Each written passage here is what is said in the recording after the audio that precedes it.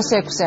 დავით ნარმანია მერის დაქვემდებარებაში არსებული შეპესების მეშვეობით დიდი ოდენობით თანხის არამიზნობრივ ხარჯვაზე საუბრობს. მისი ინიციატივით მერის დაქვემდებარე შეპესების დოკუმენტაცია დეტალურად იქნება შემოწმებული.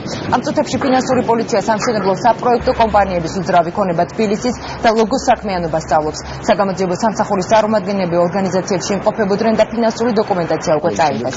ამ კომპანიების გარდა საგამოძიებო სამსახური კიდევ რამდენიმე შეპესე საქმიანობას ამოწმებს.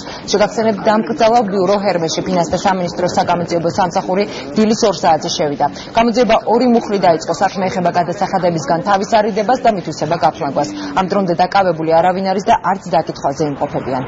მე მივმართე ფინანსთა სამინისტროს საგამოძიებო სამსახურს, რათა დაიწყო საფინანსო სამეურნეო საქმიანობის რევიზია იმ მერიის ქვემდებარე ორგანიზაციებისა, რომლებიც ბოლო წლების განმავლობაში არ შემოწმებულან და სადაც არსებობს ინფორმაცია იმასთან დაკავშირებით, რომ შესაძლოა ადგილი ჰქონდეს დარღვევებს ბიუჯეტთან ანგარიშწორების თვალსაზრისით, სადაც შესაძლოა ადგილი ჰქონდეს გაუაზრებლად მაღალ ხარჯებს და შესაბამისად თბილისის მერიის კუთვნილი შემოსავლების შემცირებას ხელოვნება. აქედან გამომდინარე, გვინდა რომ გადამოწმდეს ეს ორგანიზაციები.